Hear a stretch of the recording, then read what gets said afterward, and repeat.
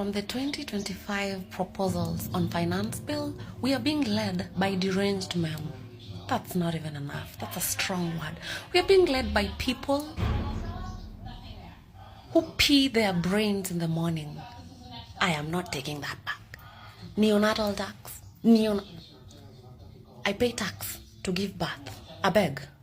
Okay, wachana na hiyo. Explain to me why one product has 3 taxes. Wacha tupene example ya ice cream. Itakuwa na sugar tax. Hiyo mkebe ya ice cream utailipia tax, plastic tax. Alafu iko na VAT. Bila tufanya hivi, we tuuze tu kama nchi. Alafu wakitukataa na mnunuzi, utajua chenye utaambia mnunuzi. Because trust you me, the country that would dare buy us will reject us as a country. We don't align anywhere. We tuuze tu. We can be functionable anywhere else, not under your rule. This is absurd. Madness, ugoroki, when I was...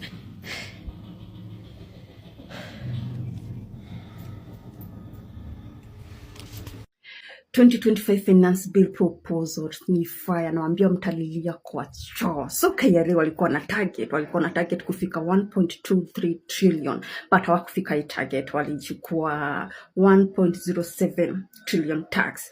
Sasa kuna proposals za 2025-2026 finance bill. Number 1, acha tuanze na food VAT. Sa VAT zimekuwa increase from 16% to 18%.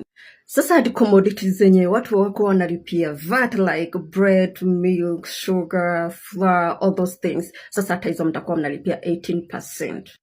Acha tuende kwa land. Kama una own land, freehold, leasehold, utakuwa unalipia 10%. Hata kama wewe ni mkulima ama nini, utakuwa unalipia 10%. Lakini sasa tuende kwa nini, kwa agriculture. Sasa kama wewe ni mkulima, unafanya hizo farming, utakuwa unalipa 5% ya chenye umevuna. 5%. Na usisahau unalipia nini, land 10%. Lakini kuna watu walikuwa wanasema ati this will be my year, nitaanza familia. Hata hiyo mnataxiwa mkiza. My people, finance bill proposal 2025 tutaenda haraka haraka, don't scroll, listen up. Mlifikiria ya 2024 ilikuwa rahisi? Hii ndio motto. Haya, let's start with, kama una plan kuanzisha familia this time ni kubaya. Kuna kitu inaitwa neonatal tax.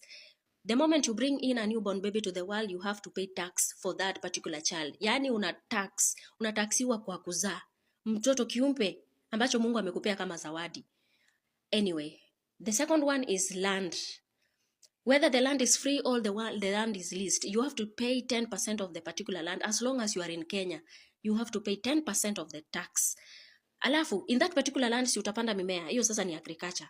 You have to pay 5% of the products you are going to get out of that particular land. So it adds up to 15%. Are we together? Aya, let's go to the next one.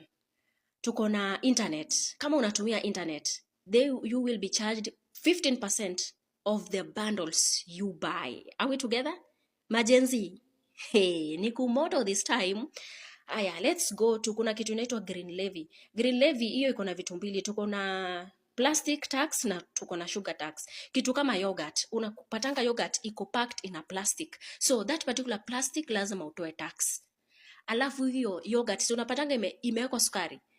Kuna tax ya hiyo sukari enye kwa hiyo yogurt. Are we together? So you have to pay for it. Ni vitu kama chocolates, soft drinks and everything zinakuanga packed in plastic na ziko na sugar ndani yake. So everything will be taxed. Are we together? Tuko na mobile number. Kitu kama pay bill number, till number, you have to pay 1% of the paid amount. Are we together? So there are a lot of things that I've not even mentioned, but let me tell you, those are just a few. Ni kumoto this time. Hakuna kupenya. These people kuna a certain amount they wanted to reach, but ni kama walikuwa kidogo. That's why munaona kuko hivi. Ni kugumu, ni kuhot. Mimi napenda kuwachanua kwa mwenye atasikiza asikize. That is it. Stay tuned. Yani nimesoma hiyo finance bill mpaka nasikia nerves ni kama zime. If we are a serious state, we must be able to enhance our taxes. So my drive is to push Kenya Possibly this year we will be at 16% from 14%. I want in my term, God willing, to leave it at between 20 and 22%. It's going to be difficult. I have a lot of explaining to do. People will complain, but I know finally they will appreciate that the money we go to borrow from the World Bank is savings of other countries. We have to begin to live within our means.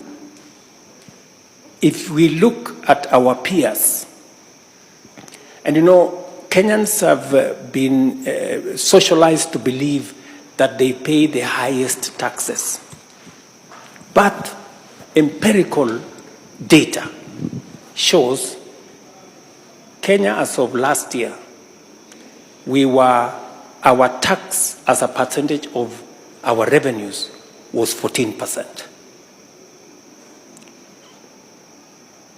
Our peers in the continent is on average between 22 and 25%, which means we are way below, our taxes are way below those of our peers, And I'm not comparing ourselves with OECD countries. Countries like France are at 45%. Others are higher. So I persuaded, and I made a case to the people of Kenya that we must begin to enhance our revenue. We have to begin to live within our means. And then secondly, is to reduce largesse. It is of utmost importance. We have been really distracted for the past couple of days, and there's a lot been happening. And then it just passed, like under the water, right? Finance Bill 2025 is here. Tafadhali, again, just 3 minutes of your time to say no to Finance Bill 2025 because you thought last year was worse. Child, it's not.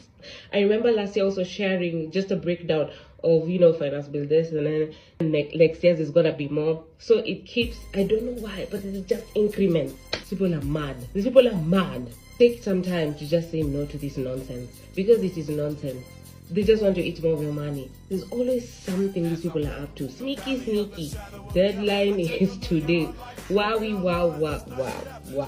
could have to protest finance bill and we already told you, how this government is going to do to us. Stall it, flood it, back at West make it. So others are going to switch off your internet. That's all you want to do. Bomba class.